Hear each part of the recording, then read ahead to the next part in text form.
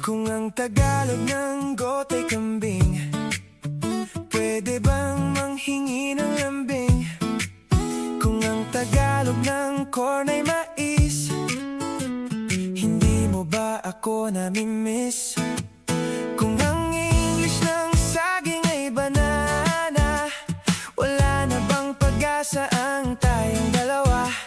Ang elbow sa Tagalog ay siko, ba't di na lang ako ang piliin mo?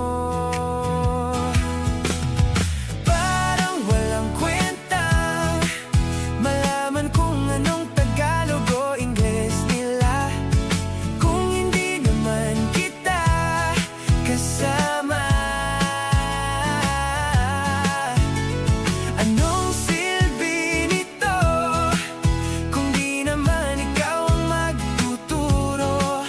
Kung ang Tagalog ng kaway, baka di na talaga